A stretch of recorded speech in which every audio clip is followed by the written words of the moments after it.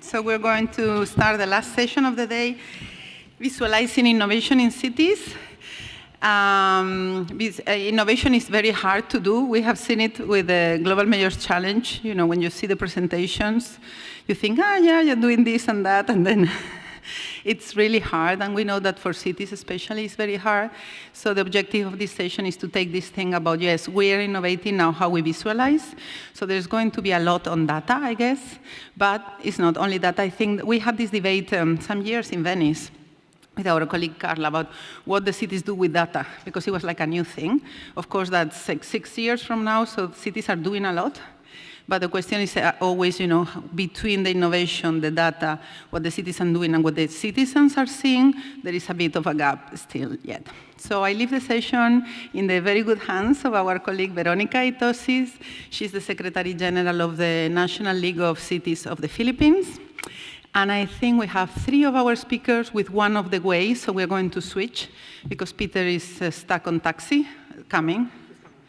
Yes, but we need to start, so maybe we start with the second one and then we'll put Peter at the end. Thank you. Yeah. Thank you, Diana. Good afternoon, everyone. So just like what she said, this whole session is about that, and it's a good that it's coming after the Global Mayors Challenge, because now we've seen all those experiences, and the challenge for us, how do we get the citizens involved? What narratives are we going to talk about? And today we're fortunate to have well-balanced speakers. So balanced that we have 2 males and 2 females. And we have experts from academia, we have experts from practitioners. So without further ado, Peter is coming, the other person. So we have Mr. Demetrio Pokilko, Head of Lab to Market Accelerator Network from Columbia University. We also have Ms. Sandy Burgoyne, Research Associate, University of Sydney, School of Architecture, Design, Planning, Smart Urbanism Lab, Sydney, Australia. How are you with the time? We're okay? Yeah, okay. And then we have Judy Oduma, the team leader of Kenya Devolution Program. Before we start, I was sharing with our colleagues from Australia that in the Philippines, it's almost 12 midnight. And then somebody said, oh, same. So we're having that challenge, but we're going to make this session very interesting and interactive. So without further ado, I give the floor to Sandy Burgoyne for her presentation. Take it away, Sandy. Thank you. So, can you hear me? Thank you so much, Veronica. I'm very pleased to be here. And Veronica is going to time me so I can fit my content. So yes, I'm from Sydney, Australia. And Veronica, can you share the slides? Yes, or...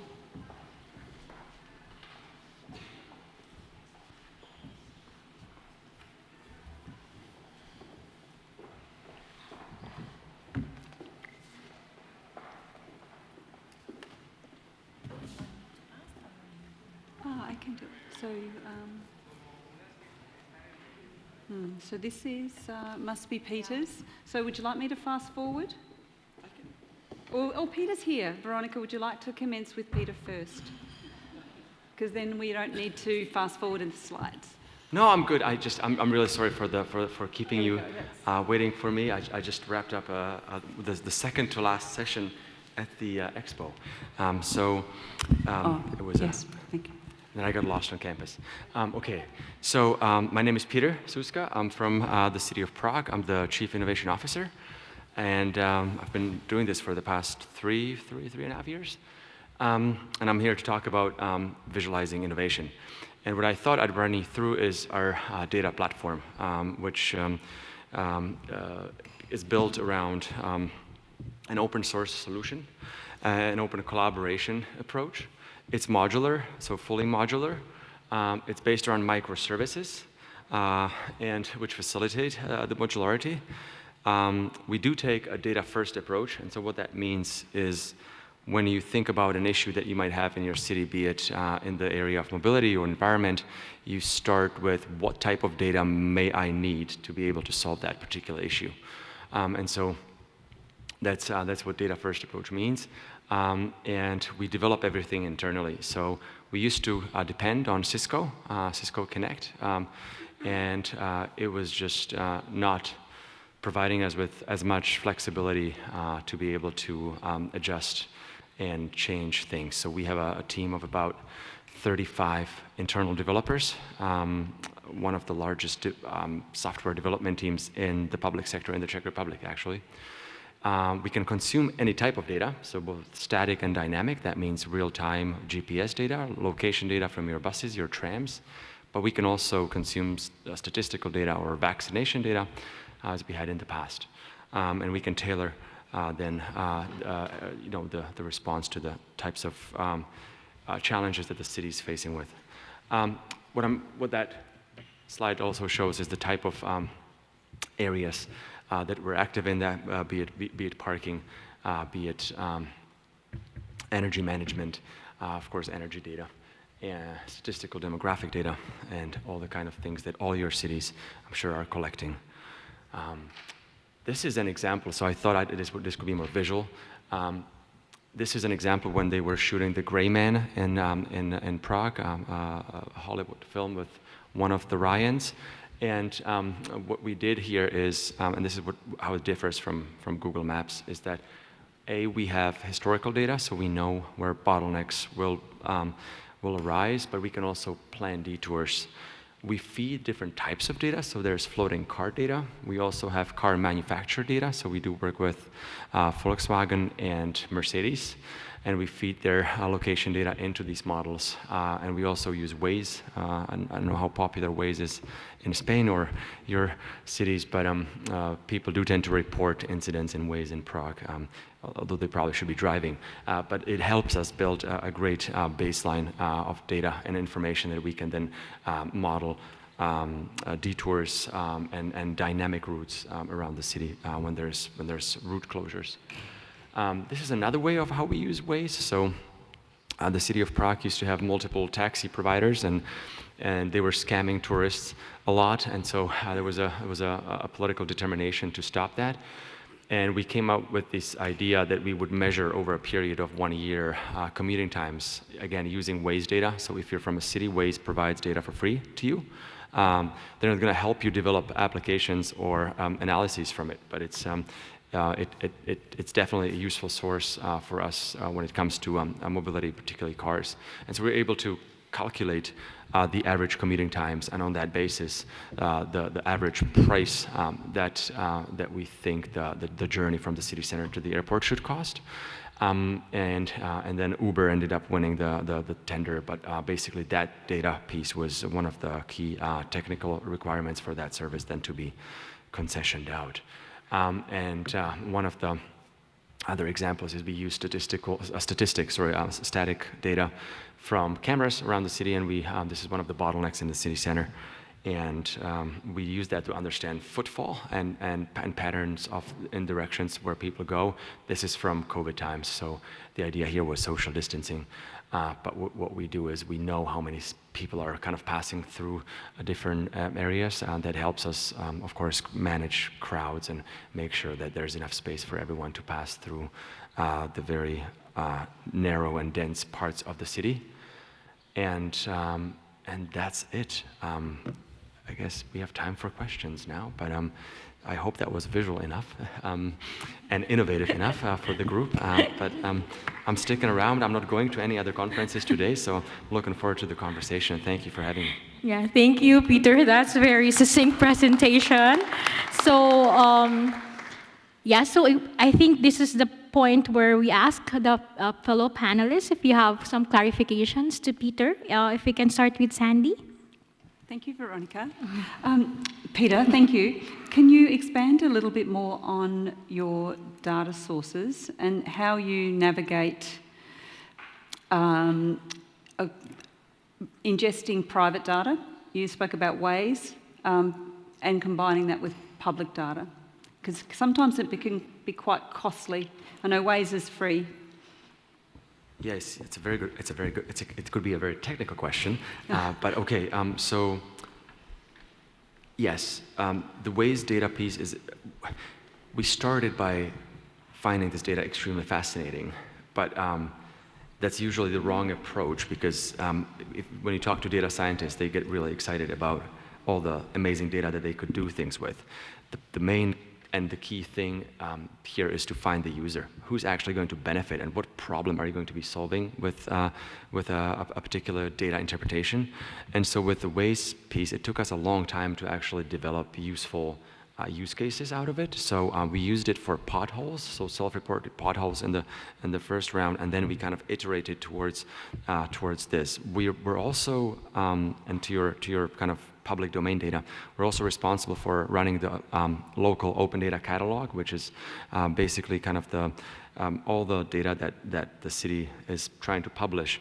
And I guess it depends on the types of use cases, but what I was showing there is real-time data is really expensive, right? And so we all know that. It's also energy inefficient. And so everyone's asking me, are you doing real-time data? And I'm like, well, give me the use case. We can do it, but does it make sense? And so we've stepped back and we realized that maybe you don't necessarily need to have 100% understanding of what's happening in order to be able to make a targeted enough decision. And so we do combine the open data that we have as a city, but what we do have a function where we identify gaps that aren't necessarily maybe covering the type of issue or a challenge or a pain point that we're trying to solve for a city councilor or one of the city-owned companies that are operating public transit. And so that's the moment where we combine it, but we always go for the most cost-efficient route. So we try to discourage the city from doing things that could be done low-tech, although we're an IT tech company. I guess, and a really good example is Paris just announced 3 days ago that they were going to shut down the city center for cars. And the question was, how do you actually do this? And of course, you could have cameras and recognize all of these license plates and a massive system behind it. But what they did was they just talked to Google and Waze, and they said, well, please stop navigating transit through the city center. And so those are actually some of the conversations that we've held in the past, is how do you do high impact, low cost, low tech solutions that work with data, but necessarily you don't need to have the real time bird's eye view all the time on everything that's happening in your city in order to be able to drive change in policy. Thank you. And then for Dimitro and Judy. Yeah, Dimitro first. Thank you, Peter, for the presentation. So you have a number of cities that either have unique capacities to build products like you did, or cities that are well-resourced to build it, and then to use, right? Like you have the data, you have the issues, and then you have the UI and the technical foundations that like really fuse this and have a really robust tool. Is there an opportunity, or the need rather, like through your discussions with other cities, to have a digital underpinning that could be customized to individual cities that are not as fortunate to have that expertise off the shelf or don't have their resources? So is there the need for something like this to be offered to cities who are part of some consortia? Yeah, yes, I mean, that's one of the things that I've been trying to convince many people about. But it's, so Prague can afford to do this, to run a huge internal team. So can London, so can New York, so can any big city, Barcelona. But when it comes to the tier 2, tier 3 cities, when it comes to other regions of the world, yeah, you might not have the same capacity, the competence, the computing power, the baseline data to be able to do this.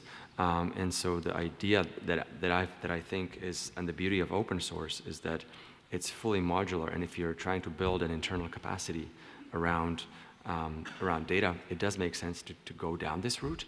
And our source codes are, you can get them. They're downloadable. We're happy to consult and provide support. We've done that for multiple cities in the past, particularly in the European context, in Germany, in the Czech Republic, in Poland, in Slovakia, and Austria. But the big promise is that this is almost infinitely scalable. But to have kind of a baseline chassis that you can work with and start understanding what's happening in your city. You're not starting from zero. And certainly starting from zero and building a wheel that's already been built somewhere else. Exactly. And so we're happy to share that wheel, I guess. Great. Thank you. Thank you. How about Judy? No, I think mine is just simple. I was just wondering aloud, to what extent do you think local governments can actually adopt such systems? Because it's important that they actually embrace the use of data and really use this to inform their policy and decision-making processes. I don't know, to what extent have they adopted this? I think it depends where you look. I think there is a huge hunger to have data-based decision-making happen wherever you are, because when you can show that you're deciding on a basis of evidence, that also helps convince people that live in your city, work in your city, go to school in your city, that you're actually informed and you're not, making uninformed decisions about complex issues. And so data provide you an insight into the types of complexities and the interrelations between particular challenges that might be appearing in your city, be it air quality and asthma, or air quality, asthma, and social housing, right? So all of those things can somehow collide and tell you a very different story about what's happening in a particular district, and you might be able to drive policy at that to make sure that you alleviate some of these negative externalities. Yeah. Thank you, Judy. Thank you, Peter, for answering those questions. So we'll have a time for Q&A later on, but just to take advantage of how the two presentations are very much linked, I'll give the floor to Sandy, but I'll go back to those burning questions that the floor has for our esteemed speakers. So Sandy? Thank you, Veronica. Peter, thank you so much. So it's interesting, I know we're talking about data, but this presentation of mine is called Who Has a Seat at the Smart Table? That's my key message, in that my research is about looking at places that have used data to develop smart places. And the outcomes, whether they're negative or positive or successful or not, often, as you would know, is determined by who is at the table, but often who's excluded from the table. So the project that I'm sharing with you is the city. It's on the right is just some positioning in terms of the location. So if you look to the right, Australia, I'm from Sydney, located within New South Wales, which is our state. Then we have a Greater Sydney area, which is the metropolitan of Sydney. Within that, it was defined as having 3 broad cities, and one of those is the Western Parkland city. It's the little green dot with the red line around it, and that is comprised of 8 different local councils, each with a mayor and their own bureaucracy that sits with that, each servicing their population. The Western Parkland city is about 1.1 million, so not large, 149 people per square kilometre, but it's growing. It's forecast to be a 22nd century smart city. The problem that we are looking to solve is around digital equity. 30% are digitally excluded compared to Greater Sydney, meaning they can't access digital services, afford them, or have the ability to use them. The city has the vision. Oh, the other important thing is it's home to many refugees, migrants, First Nations people, single parent with families, so vulnerable communities. So the vision for the city is to be inclusive and leave no one behind, where everyone has access and can fully participate in digital life. The Digital Equity Inclusion Project is defined, is informed by the definition adopted by the Australian Digital Inclusion Index, which measures access, affordability and the ability to use technologies. However, the breadth and depth of the problem is not well understood, and it's very apparent during COVID because there are so many multiple variables impacting on digital equity. For example, we had a Bangladeshi family who had 6 children. They would typically use the library. The library was closed. They had no devices. They couldn't access education. How do you solve for that? At the same time, mainstream services are going online. So the next, I am just moving to the next slide. So the solution was It's not a solution, it's a step in the right direction. Up on the top left-hand corner is the innovation program that was undertaken, and it had 4 phases with 2 objectives. First, to understand the depth and breadth of digital exclusion, but also test and trial new solutions. It was a co-investment, seed funded by the state government, with in-kind contributions from local councils and other partners, community organisations. The first phase was activate, so a digital equity office was set up, which used existing resources. They brought together library and community service officers who would bring knowledge to the table. The Discover phase, which was the first time that the Australian Digital Inclusion Index survey was done at a local level to inform the project. Then that was visualised. So what you're seeing in the background here is essentially that data was tabulated and visualised across the Western Parkland city so you could see the highest areas. Please ignore the numbers, they won't mean anything to you because you won't know the index. What was also important in the Discover phase is the program identified what was already offered by various councils. By combining both sets of data, it then informed the develop and test phase, which was to co-design pilot solutions by local community. The project is still in progress. However, it is concluded. It was a 2-year project, but the pilots are still continuing. What we learnt from that is the top one is the collaboration between multi-level government, which was national, state, local, and across the jurisdictions was key to establish the data sharing platform. The community, the university and the technology sector also needed to be at the table. The evidence-based, place-based approach enabled us to bring the big problem of digital equity down to a very small community. Importantly, the third point, it leveraged existing assets and processes across jurisdictions. The community development officers and library officers were the core people that co-designed with the vulnerable communities. There was an existing open data platform that was previously funded by a federal government program, which was sensor-based, but the most important outcome of that project was each of the councils had a data sharing agreement. So that platform was then to be able to be built upon by adding this additional information from this project.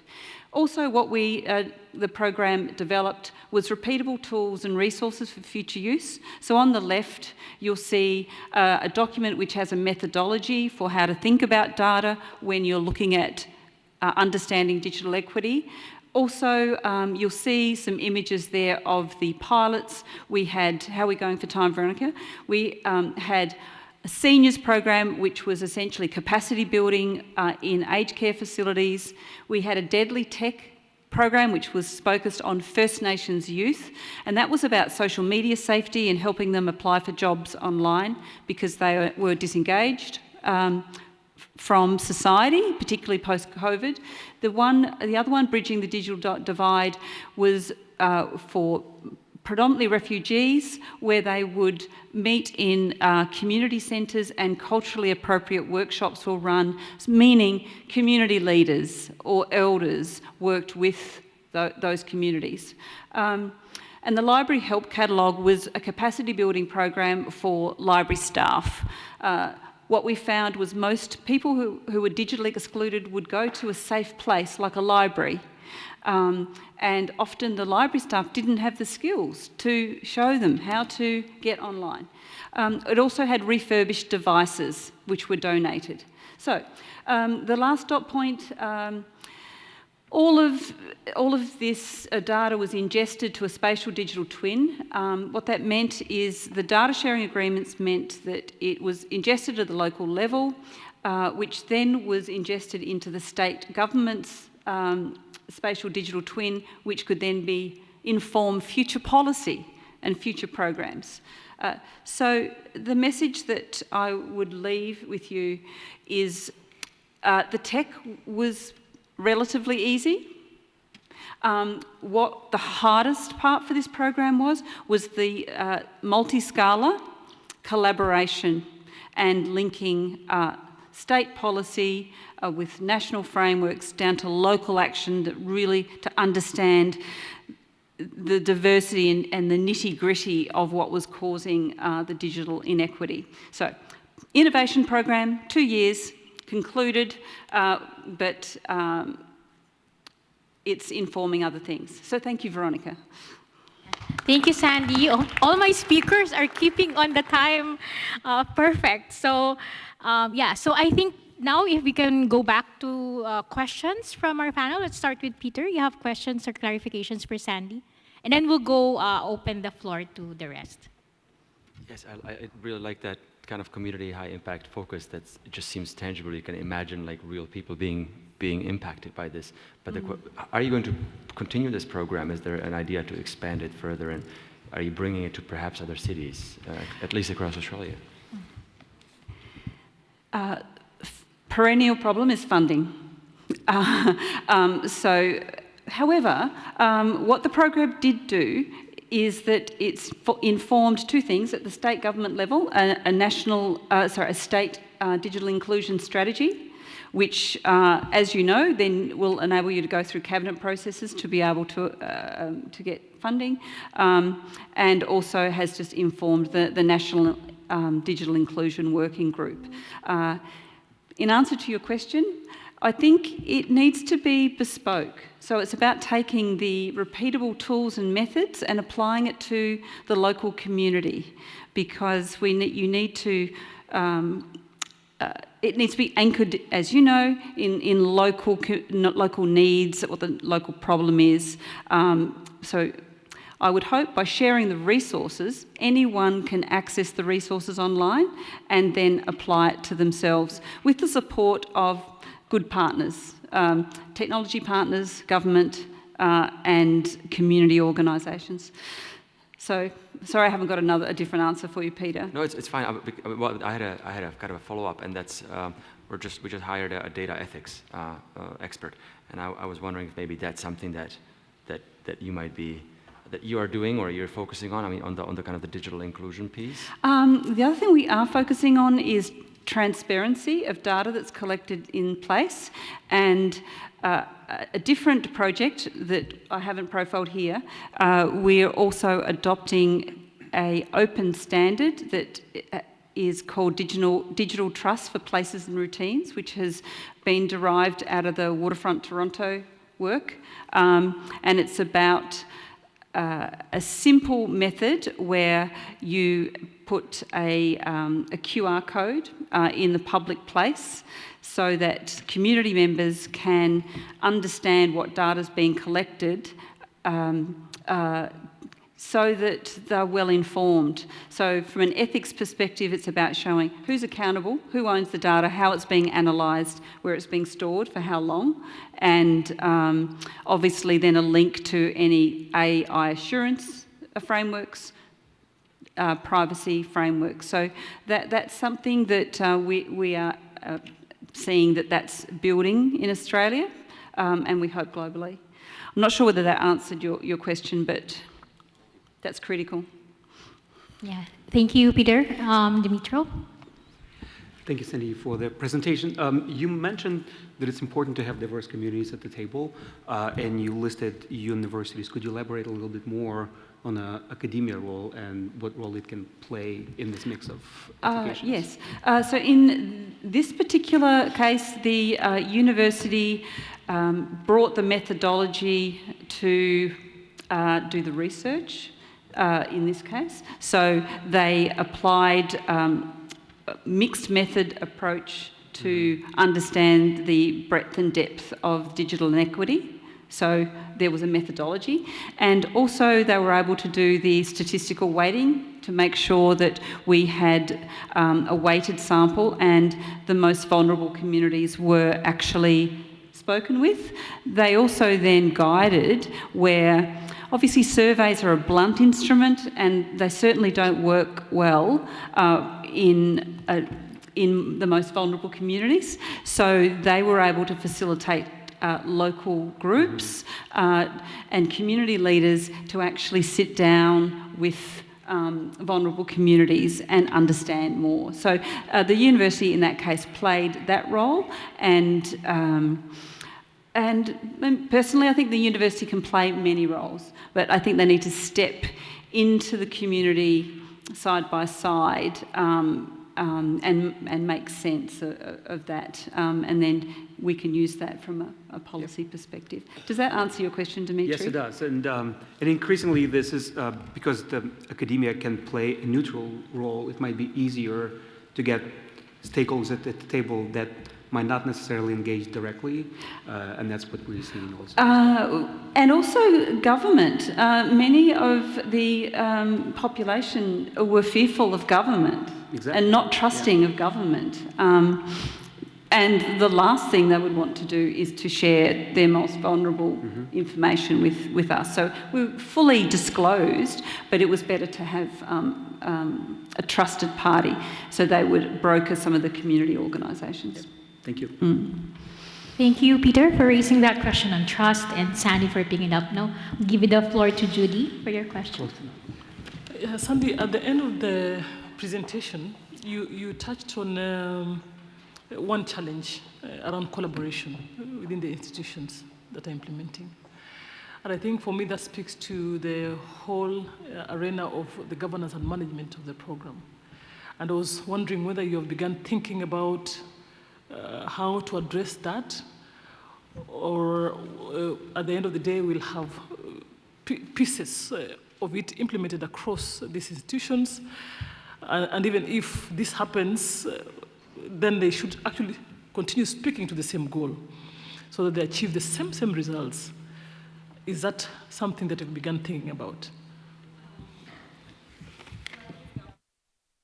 Collaborative governance is at the core of what I'm speaking about here, and I think what I was drawing out, which we need to solve for, is that if I use the same analogy of a seat at the table, in this particular case, there were many tables for people to sit around. So at a tri-government level, national, state, then there was another table with 8 local councils, and then you've got the table which has the community members for each vulnerable group you're working with, yet each of those tables needed to be threaded with the same vision and have a common language and goal to work towards. So that is very challenging, and it takes a lot of time. And so yes, I think about that deeply, but I think we need another few hours. Hours that we don't have, unfortunately. But sorry, Judy. Yeah. So, but thank you, Sandy, and thank you, Judy, for bringing that up. But I think we have questions from the floor, and since this is very interesting, and then we'll give the questions to Melissa. Lots of questions from your side.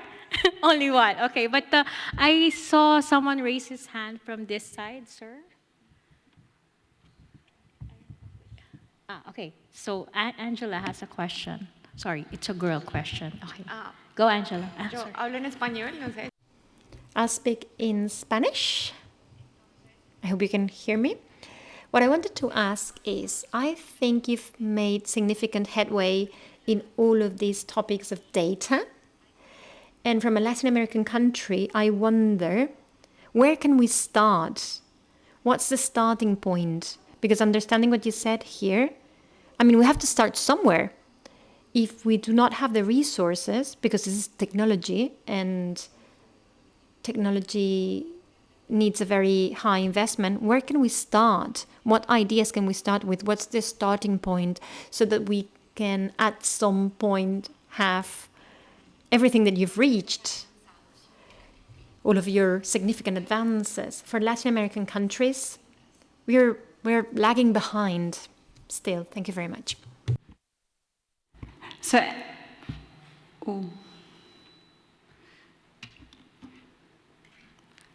I just need to turn this up. I'm sorry. I was having, I could hear myself in my... So your question is, particularly from a data perspective, what a starting place would be? I'd be interested to hear Peter's answer to this as well. There are low... you do need some investment, don't you, Peter? And a starting place in this case, the councils here had typically had no resource to put sensors in. So there were low-cost sensors, and I know I am not giving you dollar amounts for that, but that was the first place. But that was depending on what problem you wanted to solve. So some of those councils, the first problem, some had water quality, so they had to put in water quality sensors. And then by joining together, they all put in a very small amount of money to actually get that data platform together. So therefore the collaboration across the 8 councils, which was critical, and they also did a disproportionate investment. So the larger councils, which were wealthier, paid more than the smaller councils, so that there was an equitable solution for the whole region. So that was number one. And then each council, the trade-off was that they had a different problem. So another council actually put in pedestrian counters because they were a busy centre. So I think it was meeting each of them, identifying their problem, identifying the need, having a reason to spend a small amount of money, then joining up for the bigger investment in the data platform. They also had very low cost, ongoing costs. So that was the starting point several years ago. And it's only now that we've been able to leverage those assets. That was that one example, Angela. But Peter, would you like to add to that? Maybe there's 2 things. I would say that to me, and I think to a lot of cities that might be in the kind of the developed world, I do look to Latin American cities with a huge inspiration. I mean, when you see what happened in Bogota, when you look at Brazil, participatory budgeting, there are cities that are leading examples globally for some of the innovations that aren't necessarily high tech. But I in my previous life, I did work in applied research, and we did a lot of consulting in Mexico and in India, in Peru, and there's low-tech approaches to if you don't have a baseline data to build that, and that's through community engagement, going out and talking to the locals, manual data collection, looking at what is already publicly available.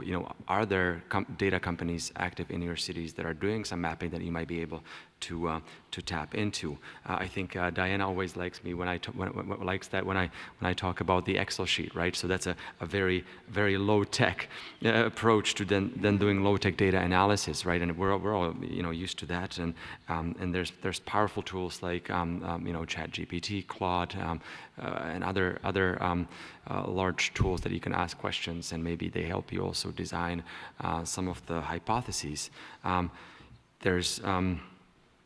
You can do analog dashboards. You can write things on whiteboards. I mean, so the things that we maybe used to do in back in the days, and they're not necessarily wrong. Like, you don't have to have a high-tech approach, Power BI, a huge data center, and be cloud native. I mean, it's fantastic if you can, and if you can afford it, I would recommend it. But it's not the only way to succeed in having evidence-based decision-making deployed in maybe some of the regions that don't benefit from the type of services and funding that maybe other cities have.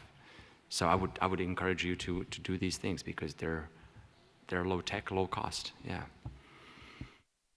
Yeah, that's okay, Angela. Yeah, thank you, Peter, for the low tech. But I think not only from Latin America, but also Southeast Asian countries, we have.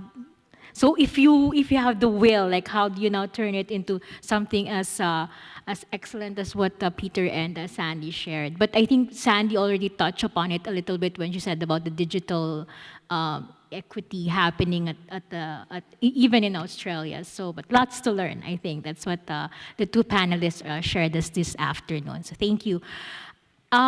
Sir? Yes, I'm looking at you. Question. Thank you so much. It was really a very wonderful presentation that you did, and both of you. But the hours we have reached now, we have to reserve many questions, and we just ask one question. So I have one question for you, Peter. Yes, you talked about the importance of the data in terms of decision making. But as far as the developing countries are concerned, I think we have a very big challenge concerned with that.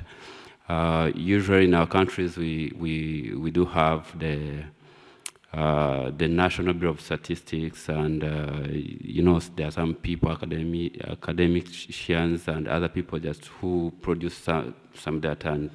But the problem comes to when it comes to harmonization of this data, which data really has to be relied on, and what can we use for when it comes to data that has to be taken as decision making. So I would want to know how you managed that, all the data that we have around, and how do you approve it, how do you harmonize it, and so that you can use it for decision making. Thank you. Yeah, thank you. Peter, before you respond, let's go check the online. Is it related, or let's just try? If you can also answer the online questions. Does it have that and that? From this side, any questions? Okay, we have one. Okay, you go. Okay, so from the Zoom, we have one question. And basically the question is oriented to Sandy. So first, congratulates, and he says that it's an excellent project. But he wants to know if you how to connect this experience with all local governments in the world. So how it can be multiplied to expand to other parts of the world. So basically, I think the question is if you are carrying out any initiative to export this experience to other parts of the world. Because I think it's related to what Angela was saying before. There are some very unequal regions in the world, and so increased digital literacy will involve the community, and it will help local communities in an economic way also. So in a way, the person who asked this question invites you to generate a peer learning process, or asking if you have developed a kind of peer learning process with other local realities. And I have one question from my side, if I can take the word. So, because I turn on the microphone.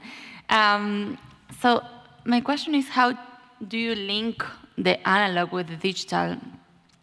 Because we are talking mainly about digitalization in public policy, and sometimes there are people who prefer the non-digital. And they don't want to go digital. So if you have experienced that, and how do you act in that sense? Thank you, Melissa. Sir? Yeah. Hi, I'm from India. I had a question for this product, Galemio.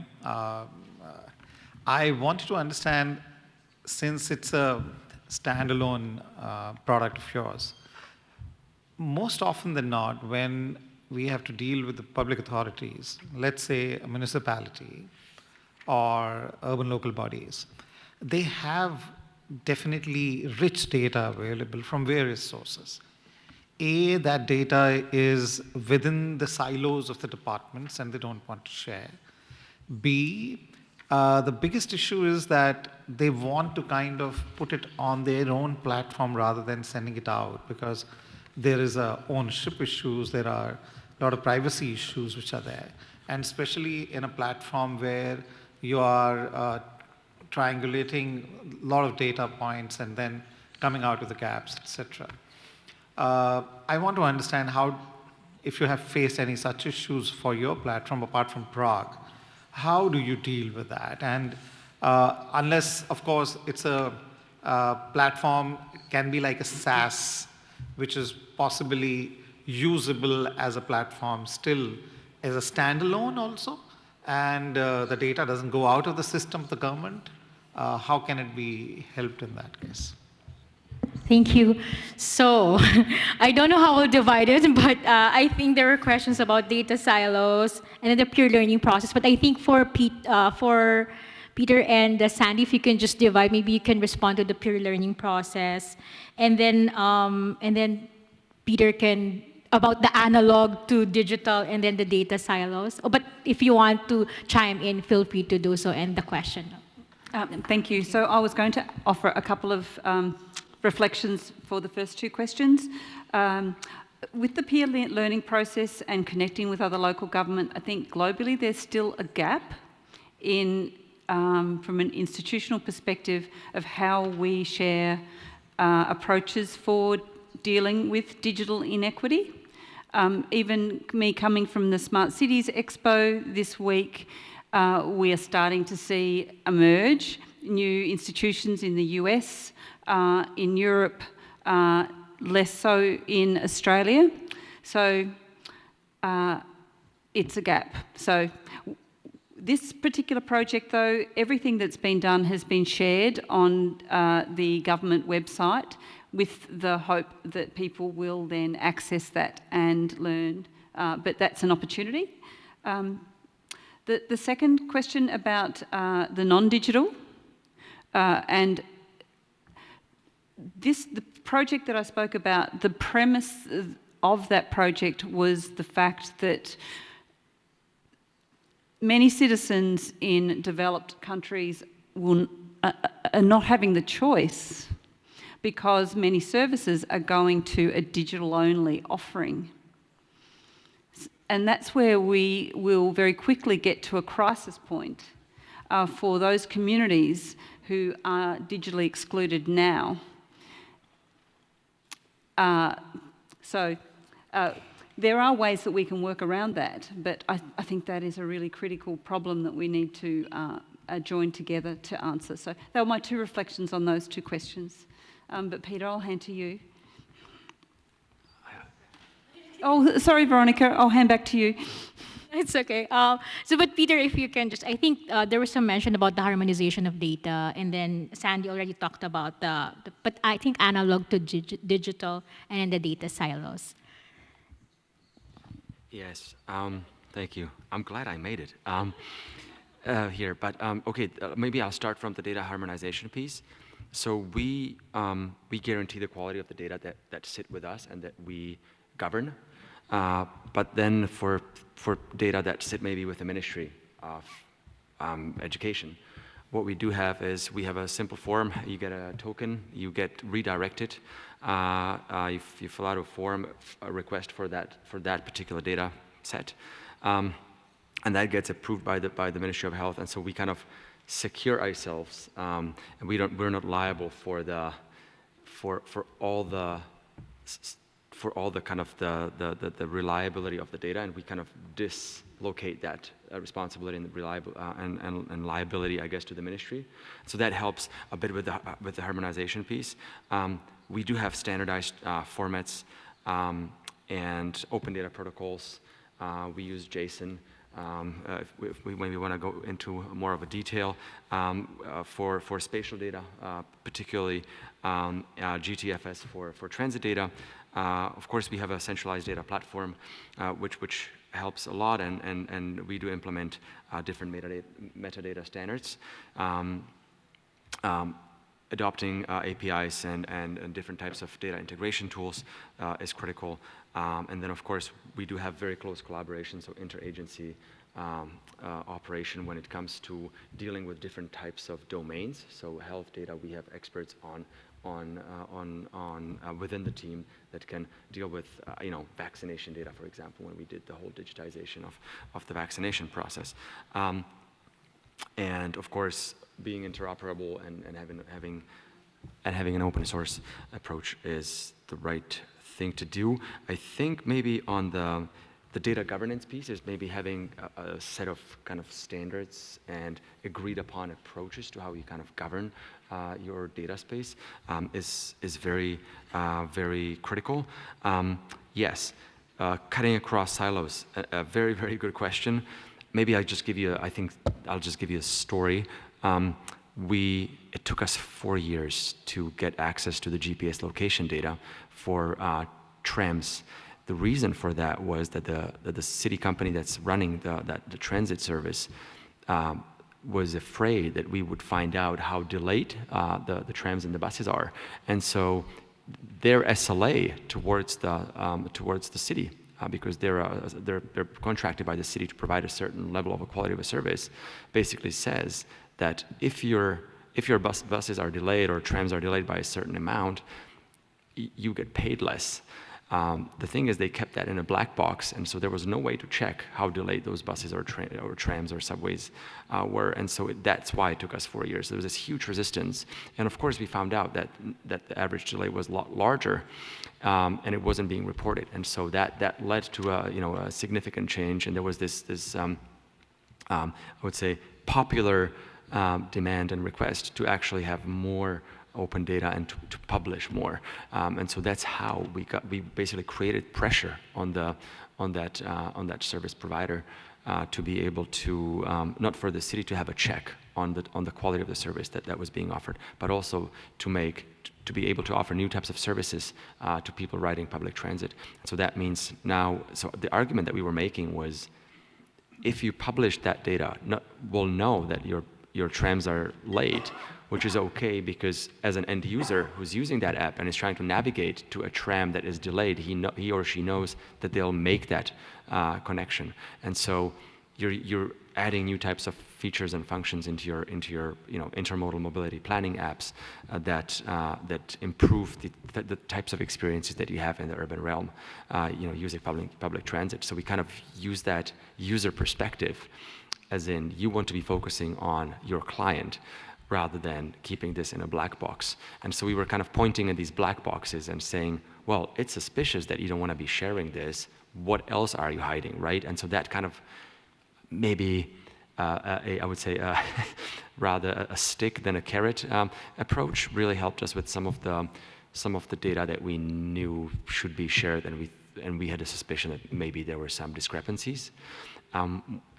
When it comes to, we have there's a national, of course, an EU-wide legislation that says that you should be sharing data, and whatever data that the public sector is generating should be somehow made public. And so that's, we basically stepped up and we said, we'll govern this for the entire Czech Republic. And so that's the local open data catalog that we're running, not just for the city of Prague, but the whole country. Yeah, thank you, Peter. And I guess the blending of the digital, analog, phygital, as we say, the physical and the digital.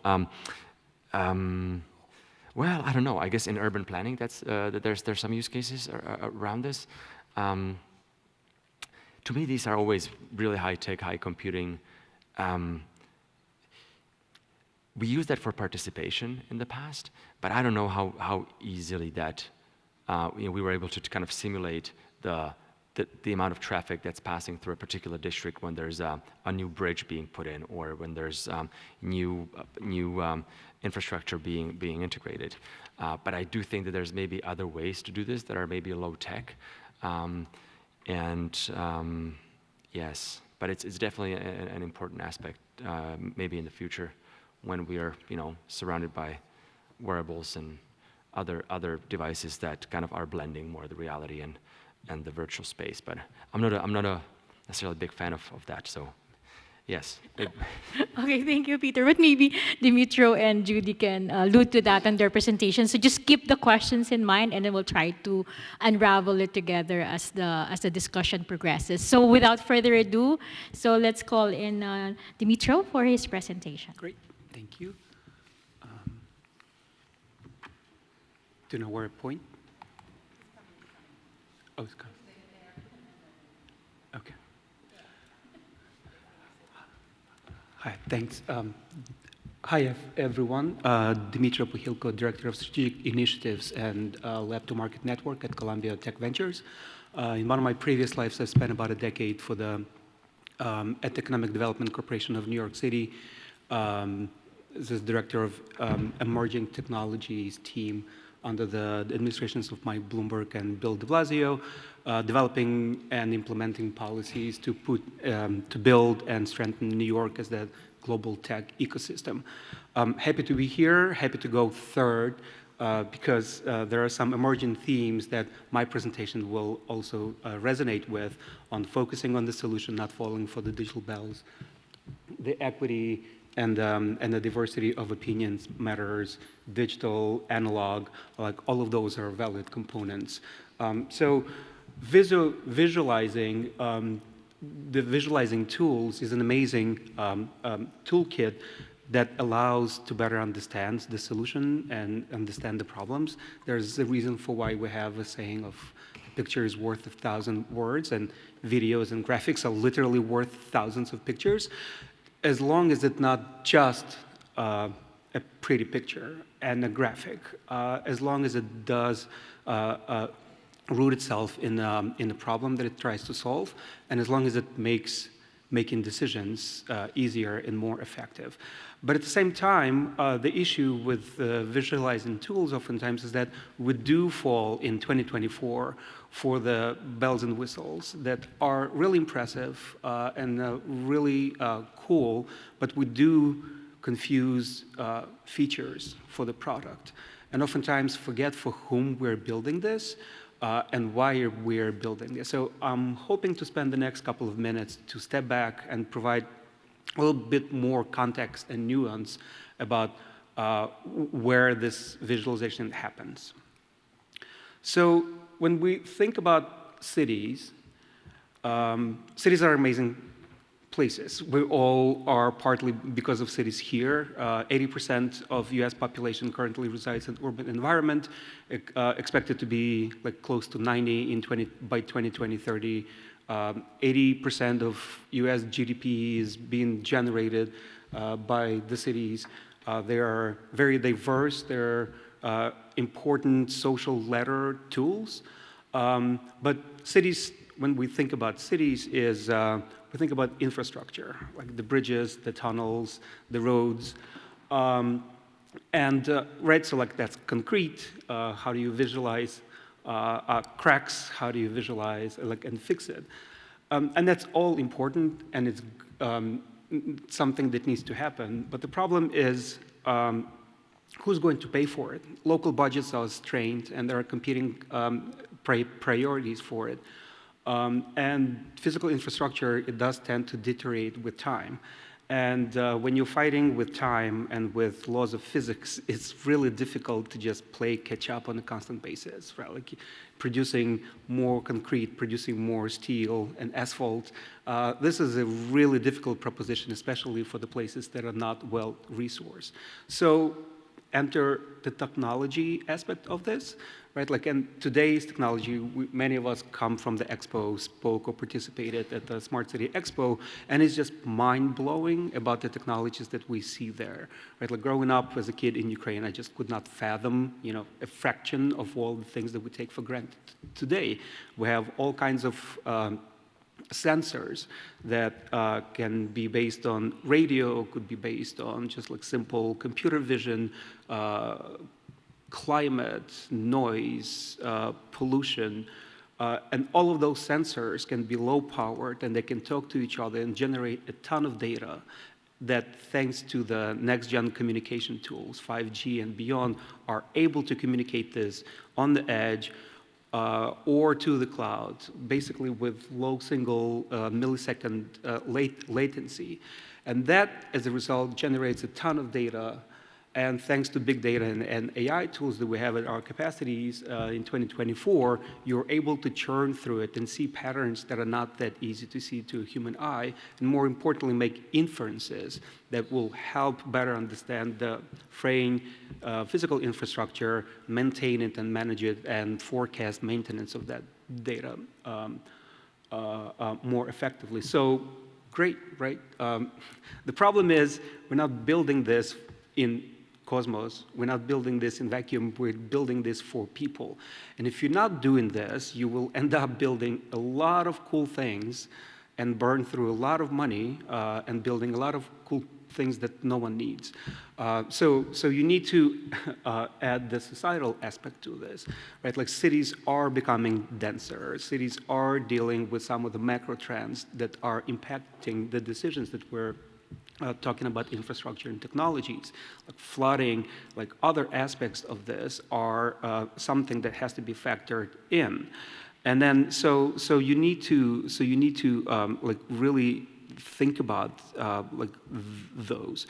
The problem with, if you only look at the three, is that you have the solutions and you then only have the society as the afterthought and the communities as just the adopters and the end users of those technologies. That is also the problem, because if the solutions designed separately, and then they're just, the goal is to use visualization to better explain the solutions to the communities, it's not always necessarily something that communities need. They're not necessarily solving communities' problems, because as we've seen with, I'm not going to name companies or cities, like a lot of the tech in the last, I would say, 2 decades almost, ends up seeing communities as just end users, like, hey, trust us, this is good for you, use this.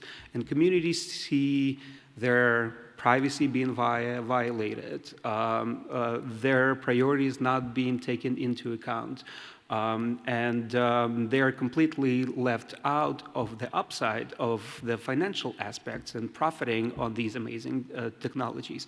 So that's sort of in the capitalist environment. Worst off, in some of the totalitarian regimes, some of these amazing technological solutions are by design planning to infringe on the freedoms and the rights of the population. So you take that together, you end up with just the natural skepticism, the natural pushback and outright fighting against the solutions that are either, aiming for the good or are not necessarily have the priorities of people in their heads. So you do need to have the layer at each of the junctions of these solutions that prioritizes privacy and safety and security and ethics. And this allows you ultimately to then have the society that is robust and is made of communities and something that really has the priorities of making sure that tech serves the public good, like first and foremost, not the other way around. And that is established through all the stages of developing the solutions, even understanding what the problem is in the first place. So, sometimes more bridges and roads is not necessarily the solution, because the city is going to be flooded or you want to have more walkability in there. Secondly, communities need to be stakeholders, like as part of these solutions. And then lastly, the digital divide would need to be addressed. So I just wanted to provide this background to remind ourselves that we do fall for these pitfalls. Next couple of examples I wanted to present. I'm a director of innovation ecosystems for the NSF Engineering Research Center for Smart Streetscape, so CS3. So this is the largest, the only and the largest federally funded engineering research center on smart cities. And it combines a lot of the research side. So you have civil engineering, chemical engineering, advanced materials, but by design, it has the community engagement component throughout its stages. And then here, the city of West Palm Beach, the goal is to lower the vehicular traffic and increase the leverage of, and potentially redesign the streetscapes to increase the foot traffic. So one of the ways to do this, I use this particular example because it combines a lot of things that I talked about, is how do you monitor, right? So on the left frame, you have just like pretty cheap cameras that show like one of the intersections, right? So you have the physical infrastructure, the roads, the crossings, and it's tied to like a pretty cheap camera that then gets a little techy, right? So like you see people there. Like one of the issues immediately is the privacy, right? Like people don't want to be seen, and their data, who knows where it's going to be used. So you'll see on the next one, sort of in the middle top, that you are creating these silhouettes, right? And then, you know, even the silhouettes, now that you are having the computer vision, some of that compute is happening on the edge. But if you're starting to collect a lot of this, that data gets, to Peter's point, quite costly to either store, to process, or to communicate. So you're trying to find that balance on the right-hand side on the top between capturing the key data without impinging on the privacy and just sort of having that usable. So we have like on the bottom left sort of like the heat maps a little bit, and then like more and more paths laid out on it, and then those paths just get reduced by the dots. The green ones are going one direction and the blue ones going the other direction. So this is just, you know, a combination of the physical infrastructure, some of the IoTs, computer vision that takes advantage of that IoT, then anonymizing the data, preserving its integrity, and also making it efficient to store, operate, and communicate in order to have the public good of increasing the foot traffic for the community. So this is sort of like one of the examples. And then the second example is also the city of West Palm Beach. And it's subject to hurricanes and flooding and things of that sort. The participatory budgeting engagements and just the fiscal decisions are very difficult. And of course, climate is on everyone's agenda, but oftentimes it's not necessarily relatable. Like it gets sort of dismissed as, yes, save the turtles, like it's going to happen in 50 years, but immediate effect is not always well communicated. So what the center did was develop the renderings and use the VR tools like within the communities, with students, with local stakeholders, to just like really show that, you know, these are your parks, like these are the buildings, you know, this is what can happen and has happened. And you see this in virtual reality. Like I know it looks simplistic, but you would be amazed on how impactful these engagements can be. Right, so you're showing the impacts, you know, of some of the buildings that these people live next to or with, and you're explaining, you know, some of the remediation tools that you could do. You could rise up and build retaining walls, and you could even go further and build sort of structures within there, like. And then the conversation about the fiscal investments becomes that much easier because people don't just see the numbers. People see the potential impact and why this is being done. So these are the two examples for me when we talked about visualizing innovation, right? Just like what struck me, kind of like, is this innovation, right? Like, yes, it could be innovation, and visualizing with end users and communities in mind. Thank you.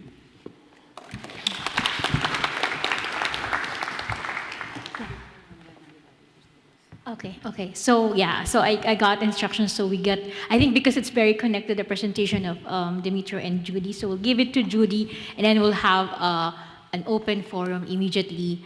You will ask questions, and then the floor will ask questions. So take it away, Judy. Thank you. I should have started first because after this, I'm not so sure this will make sense. And especially because we're talking about revenue.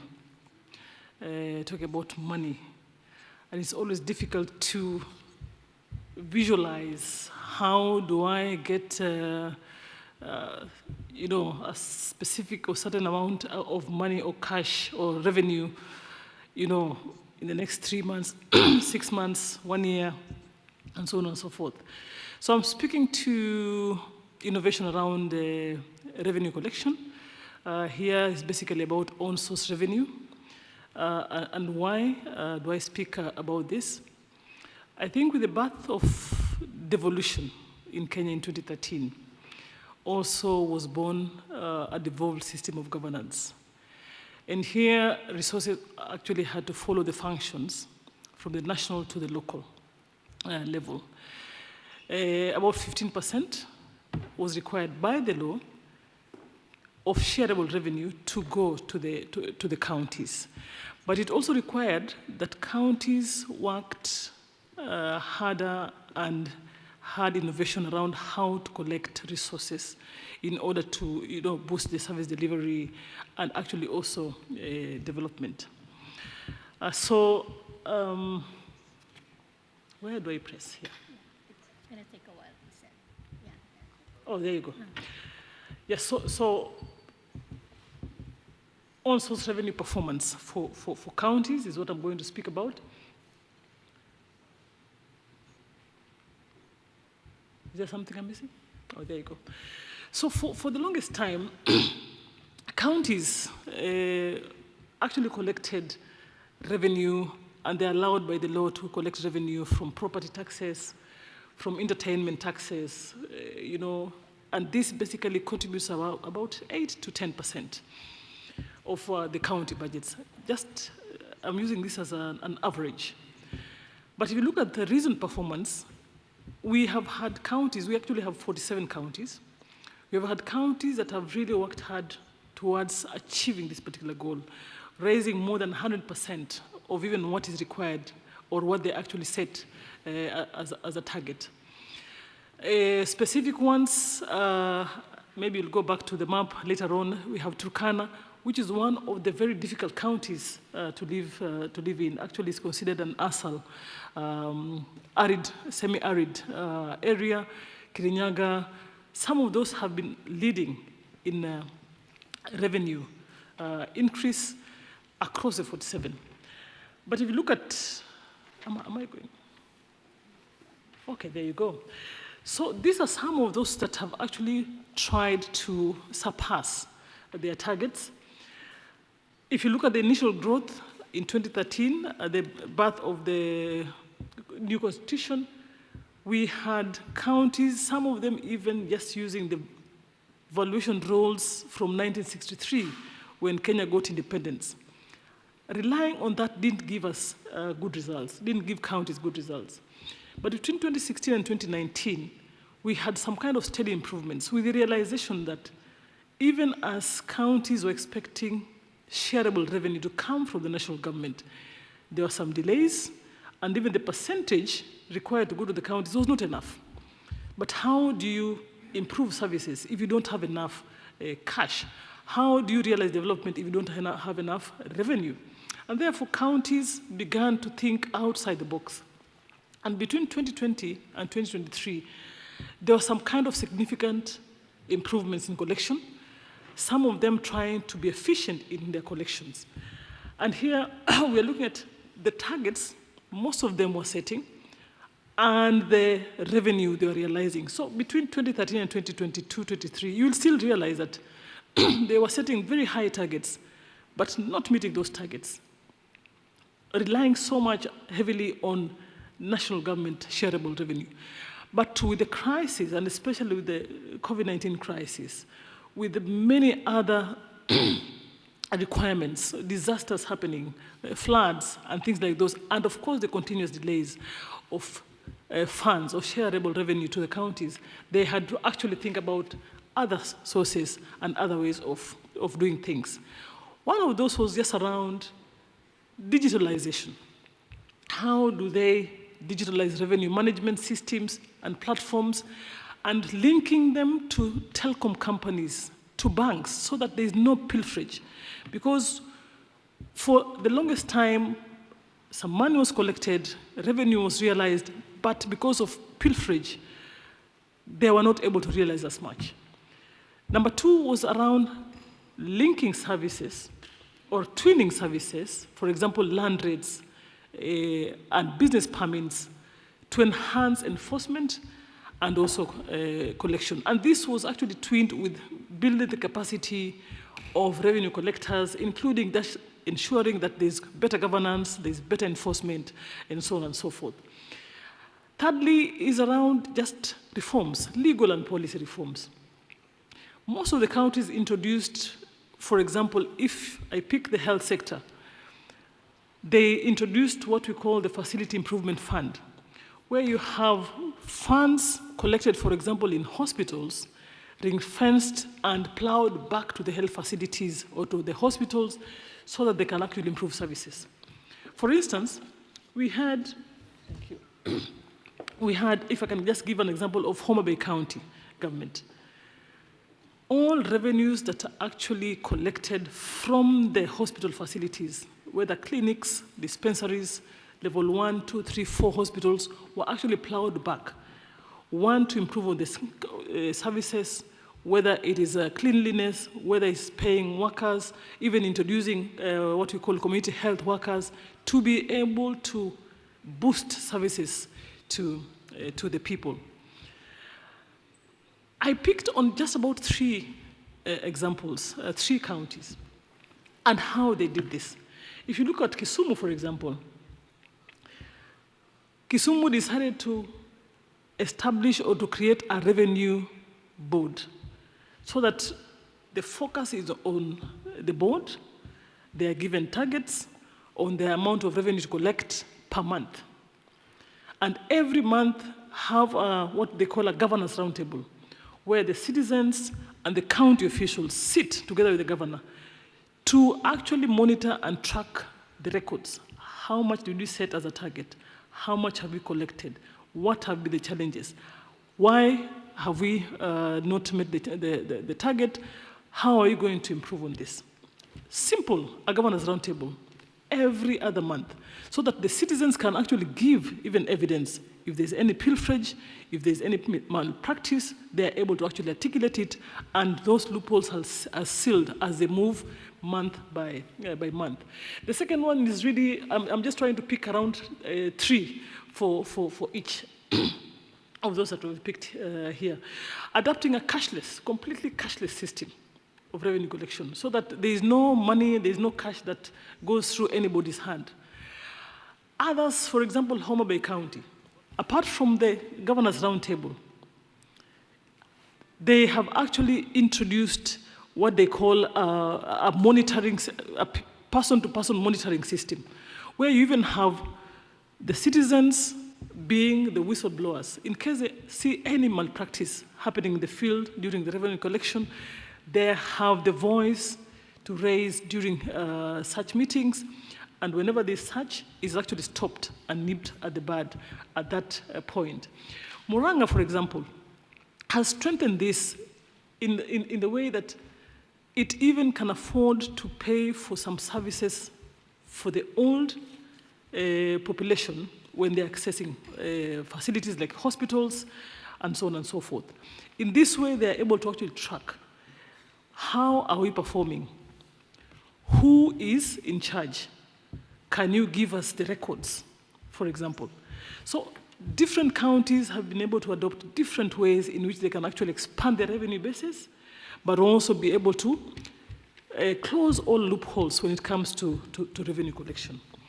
Now, if you look at what that has been able to do, as some of the strategies which I've just mentioned, streamlining digital platforms, trying to really create some kind of synergy in services where even the citizens are given the chance to become part and parcel of revenue mobilization. Innovation around policy, for example, when I spoke about the health, the Facility Improvement Fund under health, here we have legislation that has been passed to make sure that this is actually made tight. And of course, data-driven decision-making, where you have a target that you set, you know where the best or the most resources come from, and that's where you actually tighten the system or you tighten the rope. This has had a ripple effect. For the longest time, I think for 10 years, it was difficult to find a way of even creating employment in the county governments. Yet, when the county governments were born, they were actually meant to facilitate economic growth. They were supposed to be centers of economic growth, not just politics. So most resources generated actually have been able to enhance service delivery, We have had citizens having more trust in the government, or rather gaining more trust in the government and fulfilling the principle of public participation as enshrined in the Constitution. We have had creation of more advocates of governance, the people themselves. Social accountability has become key, and therefore better resources management across some of these counties. Job creation has also been key. We have, for example, tax advocates, we have enumerators, we have had IT experts employed in these counties, community health promoters to just support the county in service delivery, and so on and so forth. So these are not very easy to imagine or to envision, but at the bottom line, you realize that small things, this could be soft issues, but then they bring a lot of change and turn around across county governance, but also the county governments. So I would like to end there. I hope I'm in time and allow questions. Thank you very much. Thank you, Judy. Yes, just in time. Thank you so much. I think our group really stick with the time allotment. So thank you so much. But we'll just reverse the flow a little bit. We'll get questions from the floor first, and then we'll bring back to the panelists. Is that okay? So do you have any questions? Yeah. Yes, ma'am. Thank you for all the presentation. It's clear that cities are ready to use digital tools to be more efficient, for sure, and also to provide the possibility to citizens to monitor what their governance, their management of the resources. My question is, do you think that likewise cities are now ready to engage directly citizens through digital tools,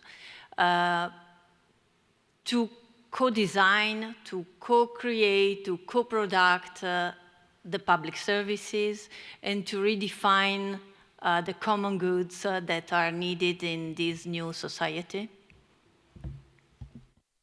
Thank you. Well, before you answer that, let's go to her. Yeah. Bueno, mi nombre es Silvia. Hello, my name is Sylvia. I come from the municipal government of Santa Cruz de la Sierra in Bolivia. And I actually had a question, but I'll give you some context. In our municipal government, some of the challenges that we face in statistics are that normally the information that we use is generated for decision making, for the drafting of plans. I work in planning myself. So normally, this situation, as we said, is not in the agenda to generate more information or to divert resources, to acquire software or data. So we're always facing these challenges. And my question is about what Dimitris said. He said that information is like a service for the community. And just a moment ago, and in that sense, I get thinking about, okay, do I know all of the benefits that information provides to citizens, to the academia, etc.? Because that's where we work. I know about those benefits, but what would be your recommendation, or what direct impacts have you seen in your experiences, or your strategic allies have seen? What is needed to work with information with actors outside of the public service that can help us generate more information, more data, and who can help us co-create more information? Thank you very much. Yeah, thank you. Yes, I'll get one. Yeah, yes, sir. Yeah. Thank you very much. Arnau Gutierrez from University Carlos III in Madrid. Very interesting presentations, and I have a general reflection that I think it it brings some questions to the presenters.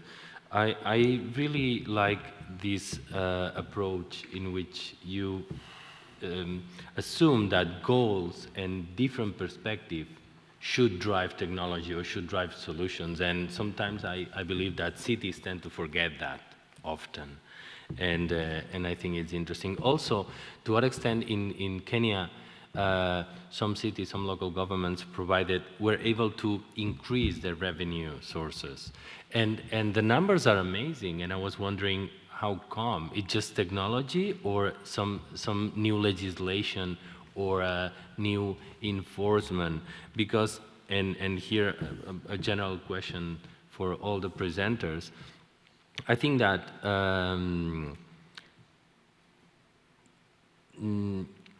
the fiscal debate is something that we tend to forget, and visualizing innovation and impacts can help us or the population understand how important it is to have to pay our taxes and to improve and have common goals. And I think that technology sometimes take us away from community and towards more individual approaches.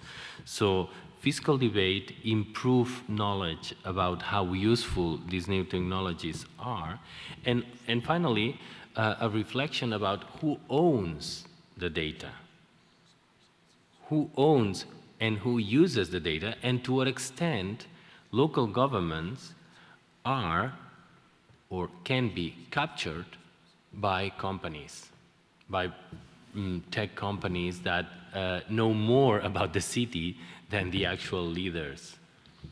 Those are the questions/reflections. Thank you. Thank you. Similar thoughts so far about are we ready to engage citizens? Ma'am, I didn't get your name, sorry. Carla Rey. I'm working for the University of Turin. Okay, thank you, thank you. Going once, going twice? Oh, there, okay, sir. Thank you. My name is Liam Tekede from Zimbabwe. I am from the Local Government Association. You know, the figures or the numbers don't lie, so they say, when it comes to revenue collection. What are some of the service linkages that you talked about have been adopted by counties in Kenya? And I'm referring to the three examples that you gave, and that of Kisumu and Muranga, and the third one I can't remember. Thank you. Yeah, thank you. Okay, I think Dimitro will answer the questions about the fiscal debate, and then, I mean, the ethics there, and if you think the cities are ready to engage the citizens on co-creation. I think if you can answer that, and then maybe Judy can answer the last question and a question of the gentleman over there, just so we can divide and conquer. But and then later on, maybe Judy and Peter can just chime in and answer the questions that were not answered, just to manage the time out. So I give, so man first. I give it to Dimitri. Ladies first. Yeah, no, it's okay. Oh, okay. So the city's readiness to co-design, co-create. I feel, yes, the short answer is yes, but then the reality answer is also they almost don't have a choice. Ultimately, they will have to, because if you don't do this, if you don't design with communities shaping the problems, with communities being early adopters, with communities being users and contributors to providing feedback and thereby iteratively improving those solutions, you will fall back to what we discussed before. There's a solution that's designed based on some limited data. No matter how rational it is, you could defend it, but then once it hits the real life, it's forced down, and it's not always a perfect fit. There are issues about privacy and other things, and it's just going to keep having that tension. Either it's not the right solution, it's not the right problem that's being solved, or the solution is not aligned, and the resources with which you're getting those solutions are not limitless. So that's kind of like, I feel you will end up having to engage communities in a meaningful way. What's tricky is how you do the revenue sharing agreements, because agreements or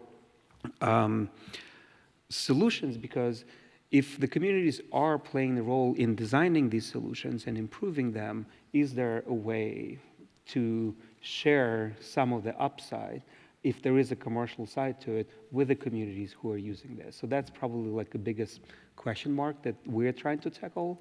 And we're doing this with the Harlem communities at Columbia University as part of the CS3, and I'm sure New York and other cities are contemplating this.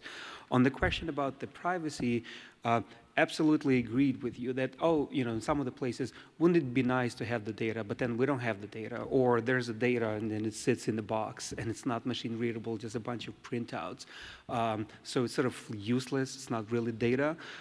So this is where the leadership at the cities has a really important role to play. Like what I loved about my Bloomberg administration was that data first, and it came from Bloomberg LP philosophy, and it was applied throughout the cities, that you have to make your data public. And it also was to the point that it wasn't just a mayoral decree, it ended up being codified in city charters, like in others. So pushing that then makes it easier to then produce the data, and then you could tweak the data. And then, you know, the regional and national legislatures like GDRP and in California and others force you to produce the data, and then also be very explicit. And I think what we talked about, what is being used, how it's being used, and you know, Peter, you mentioned that you have tokens that you are able to like easily scan and then see this. So those are the requirements, and then also like having very clear repercussions if you're running afoul of those. Like that is starting to create the framework that is conducive to generate the data while being respectful of the privacy concerns and others. And you're supplementing that not just by the decrees, but also by some of the technological solutions that make it seamless to comply with those regulations. I think that's broadly what was covered. Yeah, thank you, Dimitri. I think I have about 2 or 3 questions around whether cities are ready to actually engage citizens on these digital platforms and, of course, service provision. I think it's a matter around social accountability and citizen engagement, public participation. I think across the globe, you don't always find it easy for governments to easily engage with the citizens, but there are specific initiatives, for example, that are created to facilitate that and make it somehow easy.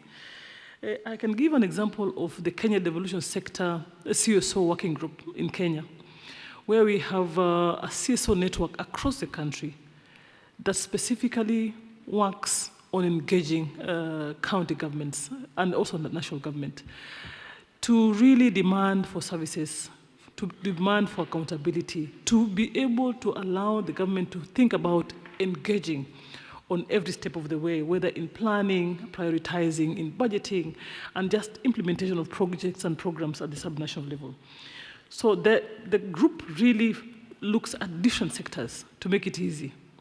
You will find a CSO network that deals only with agriculture, for example, and always asks and agitates around services around agriculture, and things like those. There are some on education, on health, demanding for good health services, good infrastructure, good human resources for health, and so on and so forth. So those are platforms that actually are formed to facilitate that kind of engagement. Though not very easy, but yes, it's actually doable. There was a question on to what extent we have counties increased their usage of technology. I think it's not just about technology. I think that was the question. Is it only a technology that has actually led to such improvements? I think it's a stream of initiatives, not only technology. There's issues around enforcement. There are issues around capacity building to be able to actually make these counties realize their goals and realize their targets. There's a whole issue around accountability, and the demand for accountability from the citizens that actually also contributes towards improvements. There is an issue around having, and I think I mentioned that, initiating what we call dialogues, this roundtables, the governance roundtables, to listen to the voices of the people and just trying to initiate actions around dialogues, around the conversations, around engagements that we have between the citizens and the government. This question, I would like to leave it open. I think it came from, who owns data? And to what extent is this data utilized? I always find this a very interesting but thought-provoking question everywhere I go. And I would like to actually throw it back to the floor, to my colleagues, the panelists, but also to all of us. It's usually an interesting question. How do you utilize data? Are governments, are subnational governments, for example, always ready to utilize data that they get? Who owns this data? And how can we confirm that it's actually the right data? Wherever I go, when I hear this question, I always throw it back.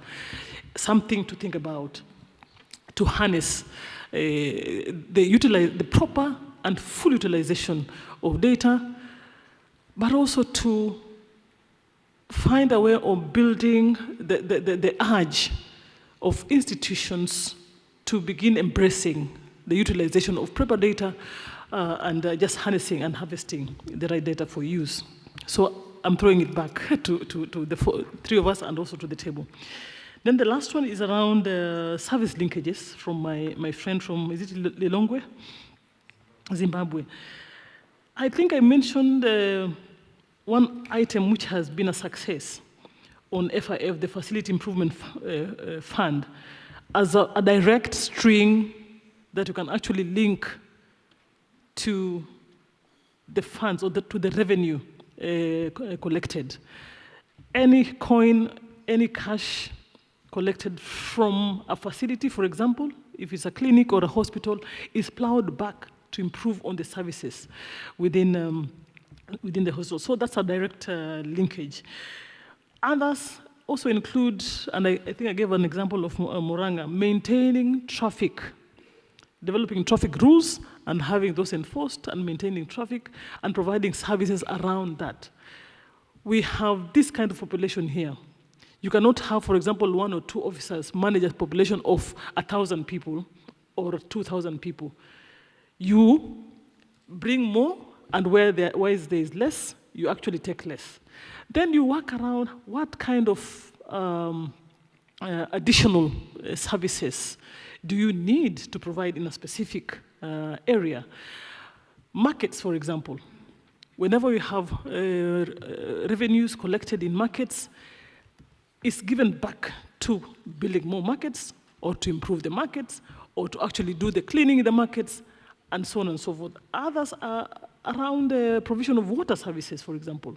Whatever it is that you collect, you try to enhance the provision of water services to the wards, to the villages, to the county. So there's that direct kind of link, so that we have the resources actually reflecting on the services, or rather the services reflecting on what has been collected. Thank you. Thank you. Yeah, thank you, Judy, for connecting all those discussions for us. Unfortunately, yeah, that's the only time we have. So Peter and Sandy, you're saved by the bell. So I want to try to summarize everything, but I think Catherine, yeah, I visualize everything, but I think Catherine would. I don't want to do a disservice to those excellent discussions, but I have several points here, but maybe you're in a better position to summarize that for all of us. Thank you. Thank you. So a quick summary of our key discussions for this session. The speakers spoke about the need in providing digital solutions. Sorry, let me just take it again. So to provide digital solutions customized to community needs, they spoke about the need to identify and engage the end user on the problem that needs to be solved. They also stressed that data is very useful and in making informed decisions and evidence-based decisions, as well as driving policies. We also spoke about to ensure digital equity and inclusion. The speakers highlighted the need for community and stakeholder engagement, the need for research to understand required services, and also collaboration and partnerships at various levels to ensure that the needs of all stakeholders are identified and met. And we also mentioned the importance of documenting the process to serve as a guide for future use. It was also mentioned that we need to identify low-cost technology that works with data to drive change. To ensure data harmonization, the speakers stressed the need for being interoperable, using standardized formats and collaborating with various agencies. And panelists agreed on the need to engage in peer learning process and connecting with other local governments on digital equity and inclusion. For technology to serve the public good, we need to prioritize privacy, safety, security, and ethics. And digitalization of public services enhances public services and leads to more trust and public participation. Thank you. So that's all the time we have for this afternoon. I just want to thank the panel for keeping the time and for for all who stayed until today, until this time, and listening to all the insights and the presentations. I think kudos to all of us today. Thank you. I'll give it back to Diana. Thank you, Veronica. Well, from the UN, we always bring voices from different places of the world, so it's very nice to have this kind of very global encounter more than other times. I think thanks for the smart city that we were able to bring really people from the global south and the global north, so I think this is very rich. And just to tell you something, because just Dimitros showed this very beautiful animation about the flooding, which if the people see it, really, it's something very impactful. But some years ago in Venice, they didn't have any animation, but they painted a line in the wall, and they say the water can come up to here, which anybody in any city can do it. So I think it's important to bring the issue, and then each of us will do as much as we can in the context that we live. But I think the issues are the more important thing. Thank you very much. Bye.